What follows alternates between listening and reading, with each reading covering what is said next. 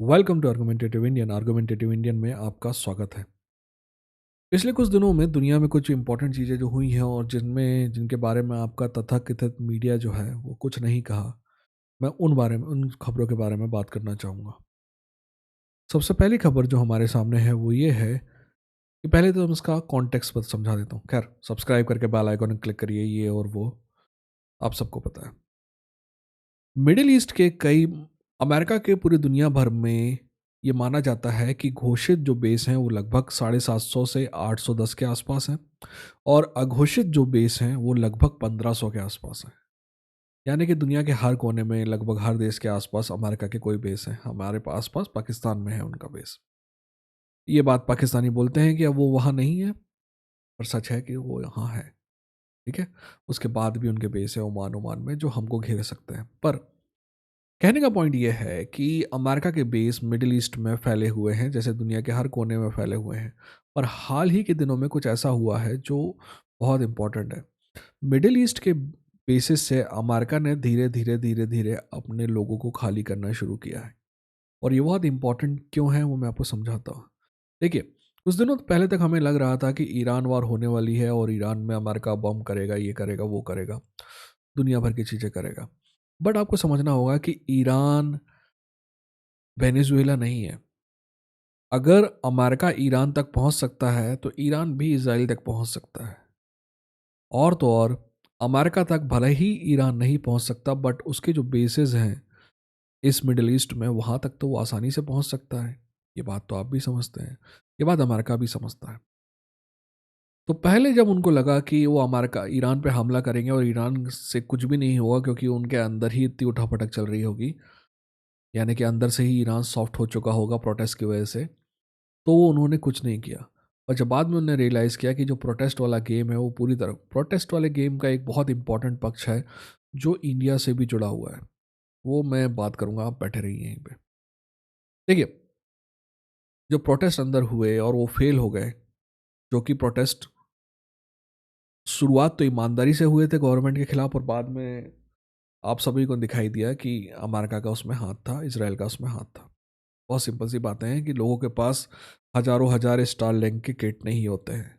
और हम कितने भी नाराज़ हो जाएं अपनी सरकार से, मंदिर नहीं तोड़ेंगे, मस्जिद नहीं तोड़ेंगे। ठीक वैसे ही भी वहाँ के प्रोटेस्टर कितने भी नाराज़ हो जाएं सरकार से, मस्जिद नहीं तोड़ेंगे, पर तोड़ी गई। तो इससे पता चलता है कि प्रोटेस्ट जो है बाहर से स्पॉन्सर्ड था। एनीवेज, जब ये प्रोटेस्ट फेल हो गए तब अमेरिका ने रियलाइज़ किया कि ईरान जो है अभी भी एकजुट तरीके से चीज़ों का सामना कर सकता है। तो अमेरिका ने जब ये रियलाइज़ किया तो अमेरिका ने धीरे धीरे अपने बेसिस जो है वहाँ से खाली करना शुरू कर दिए, क्योंकि पिछले बार भी जब ईरान इसराइल तक पहुँच सकता है तो उससे आधी दूरी तो छोड़िए, यहाँ इंडिया से बांग्लादेश जितना दूर है, बांग्लादेश की राजधानी जितना दूर है, उससे भी कम दूरी पे ईरान को घेरे हुए हैं ये सारे बेसिस।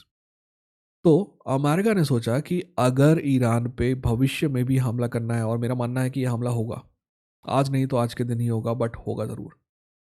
अगर हमला करना है तो हमें पहले ये डिसीजन लेना पड़ेगा कि हम कैसे अपने जो एसेट्स हैं इस इलाके में उनको सुरक्षित करें, उनको नुकसान ना हो, ताकि ईरान के पास कोई लेवरेज ना हो।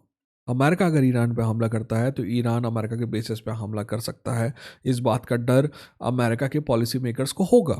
पर अगर वहाँ से लोगों को हटा दिया जाता है तो ये डर खत्म हो जाता है, और इस वजह से ये सारे के सारे सैनिक जो है वहाँ से निकाले जा रहे हैं। यानी कि ये बहुत खतरनाक बात कैसे? पहली बात तो ईरान, मैंने आपको पहले भी कहा, वेनेजुएला नहीं है। ईरान को अगर आप दबाव डालेंगे तो ईरान रिटेलिएट करता है। और ये बहुत, मतलब मिडिल ईस्ट में मैं कहूँगा कि एक बहुत ही इकलौता ही शायद हिम्मत वाला देश है जो रिटेलिएट करता है। तो वो रिटेलिएट करेगा, और रिटेलिएट करेगा, और रिटेलिएट करने के लिए मान लीजिए कि बेसिस नहीं है उसके पास, तो कहाँ रिटेलिएट करेगा? तो वो रिटेलिएट करेगा स्ट्रेट ऑफ हॉर्मूज में। गलती से अगर स्ट्रेट ऑफ हॉर्मूज बंद होती है ना, तो दुनिया का लगभग 25-30% तेल आना बंद हो जाएगा। जो ऑलरेडी ऑयल के दाम है वो ऊपर चढ़ जाएंगे। आपको मैं बता दूं, कई लोग बेवकूफ़ी वाली बात करते हैं। सऊदी अरेबिया दो साइड समुंदर से घिरा हुआ है, राइट? एक साइड से स्ट्रेट ऑफ हॉर्मूज जाता है और दूसरे साइड से हॉर्न ऑफ अफ्रीका वाला इलाका है।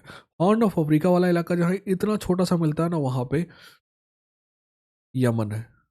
और हूती भले ही पार्टनर नहीं है ईरानियों के जैसे पूरी दुनिया को लगता है, बट शायद इस मामले में वो उनकी मदद करें, क्योंकि सऊदी अरेबिया है, तो ये दिक्कत हो सकती है। तो इस ट्रूप्स के जो रिलोकेशन या फिर कहेंगे कि ट्रूप्स के मिडिल ईस्ट से जाने से बहुत सी चीज़ें होती हैं। ठीक, चलते हैं अगली चीज़ के बारे में बात करते हैं, वो क्या है। हाँ, चलो ईरान की ही बात कर रहे थे, तो ईरान से जुड़ी दूसरी बात जो है कि ईरान के जो प्रोटेस्टर थे उनको जो समर्थन दिया गया वो बाहर की ताकतों से दिया गया और बहुत हद तक स्टारलिंक के सहारे दिया गया। उन लोगों के पास स्टारलिंक के इंटरनेट कनेक्शन थे जिससे उन्हें बाहर से इंस्ट्रक्शंस मिल रहे थे। ठीक है, ये बात अमेरिका ने भी मानी है, स्टारलिंक्स ने उनकी बहुत मदद की है ईरान के प्रोटेस्टर्स में, ये और वो। अब इस बात को ध्यान से समझिए जो मैं कह रहा हूँ। आपके दिमाग में कोई भी बायस होगा, उसको 2 मिनट के लिए आप निकाल दीजिए और मैं जो कह रहा हूँ उसे सुनिए। अमेरिका कहता है कि स्टारलिंक के सहारे हम कोशिश कर रहे थे वहां के लोगों के पास इंटरनेट पहुंचे। अमेरिका क्या कर रहा था, वहाँ की जो सरकार जो सुविधाएं प्रोवाइड कर रही थी, वहाँ की सरकार इंटरनेट पे इंटरनेट पे रोक लगा के प्रोटेस्ट को कम करना चाह रही थी। पर अमेरिका ने आग में घी डालने वाला काम किया और स्टारलिंक पहुंचा दिए ताकि इंटरनेट चलता रहे और वहाँ के जो प्रोटेस्टर्स हैं, जो ग्राउंड में उनके लोग हैं, एजेंट हैं, उनसे संपर्क किया जा सके। पर ये सब ईरान की मर्जी के बिना हो रहा था ना। अब आप इस पिक्चर को थोड़ा ईस्ट में ले आइए, ईरान से इंडिया के ऊपर। इंडिया ने भी स्टारलिंक को अप्रूवल दे दिया है। स्टारलिंक के जो सैटेलाइट्स हैं वो हमारे ऊपर भी घूम रहे हैं। जब ये सैटेलाइट ईरान की मर्जी के बिना ईरान के छत पर बैठ सकते हैं, ईरान के सर पर बैठ सकते हैं और वहाँ के लोगों को वहाँ की सरकार के खिलाफ भड़काने वाले किसी भी अभियान में सहायता दे सकते हैं, तो इस बात की क्या गारंटी है कि ये हमारे ऊपर बैठ कर ये सब नहीं कर रहे होंगे? क्या इस बात की, ये सारे के सारे जियो सैटेलाइट हैं, जियो स्टेशनरी सैटेलाइट हैं। क्या होता है, गूगल में सर्च कीजिए। ठीक है ना, ये बहुत छोटे लेवल के सैटेलाइट, शायद इतना ये इससे बड़ा साइज होगा ज़्यादा से ज़्यादा, है ना। ये जो स्टारलिंक के सैटेलाइट है बहुत है, मेरे ख्याल से 30,000 से ऊपर सैटेलाइट, और फिर वो संख्या बढ़ती ही जाएगी। तो ये स्टेशनरी रहते हैं आपके ऊपर, तो इस बात की क्या गारंटी है कि जब ये हमारे ऊपर स्टेशनरी है तो ये हमारे ऊपर स्पाई नहीं कर रहे हैं इंटरनेट देने के साथ साथ? ये सब भी तो हमें सोचना होगा ना। हम एक ऐसी कंपनी को कैसे अपने देश में आने दे सकते हैं जो कंपनी किसी और देश में उस देश के खिलाफ स्पाई कर रही थी, जासूसी कर रही थी? उस देश से आपको मोहब्बत हो या ना हो, उस देश से आपको नफरत हो या ना हो, इस बात से फर्क नहीं पड़ता है। फर्क इस बात से पड़ता है कि ये कंपनी में वो कैपेबिलिटी है और ये कंपनी वो काम करके दिखा चुकी है। That's the important thing. ठीक, अगली खबर की तरफ चलते हैं भाई। डोनाल्ड ट्रंप को ग्रीनलैंड चाहिए। आपको पता है, वो कुछ बेवकूफ़ लोग आपको बताएंगे नहीं, पर ग्रीनलैंड अमेरिका पहले भी चाहता था। उसके बदले डेनमार्क ने कुछ आइलैंड दे दिए अमेरिका को 1850 के आसपास। वो बोला कि भाई ग्रीनलैंड के बारे में दोबारा बात नहीं करना। अमेरिका ने उस डॉक्यूमेंट में हस्ताक्षर किए 19वीं शताब्दी में कि भाई हम ठीक है, अब ग्रीनलैंड के बारे में कभी दोबारा बात नहीं करेंगे डेनमार्क से हमने, और अब फिर करने लगा। और इसके पीछे एक बहुत ही बेवकूफ़ी भरा आर्गुमेंट दिया गया, और क्योंकि अमेरिका के आंडे आपके आसपास बैठे हुए हैं न्यूज़ रूम में, वो भी आपको बता रहे होंगे। अमेरिका ना चाइना से और रूस से बचाना चाहता है ग्रीनलैंड को। अब इस लॉजिक की बेवकूफ़ी समझिएगा।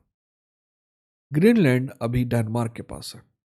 डेनमार्क एक नेटो पार्टनर है, यानी कि अगर डेनमार्क पे कोई हमला होता है तो पूरा नेटो उसकी सुरक्षा करेगा। समझे? तो डेनमार्क का हिस्सा ग्रीनलैंड है। ग्रीनलैंड पे अगर चाइना और रशिया की नज़र खराब होती है तो वैसे भी नेटो की जिम्मेदारी है उसकी सुरक्षा करना, यानी अमेरिका की जिम्मेदारी है सुरक्षा करना। तो अमेरिका, और दूसरी बात, अमेरिका के बेस हाउस ऑलरेडी हैं ग्रीनलैंड में, और फिर भी चाहिए। कारण लुजियाना परचेज के बाद, या फिर कहें कि कैलिफोर्निया चुराने के बाद मैक्सिको से, अमेरिका ने अपना एक्सपांसन नहीं किया है। हाँ, कुछ दिनों के लिए फिलीपींस पे कब्जा किया था कुछ सालों के लिए, पर वो छोड़ दिया। तो ये एक्सपांसन करके डोनाल्ड ट्रंप ये साबित करना चाहता है कि वो इतने सारे प्रेसिडेंट के जाने के बाद एक ऐसा प्रेसिडेंट आया है जिसने अमेरिका के टेरिटरी में एक्सपांड किया है। यही चूतियापा है और कुछ नहीं। प्रॉब्लम यह है कि डेनमार्क तो अमेरिका का एलाई है, डेनमार्क तो नेटो मेंबर है।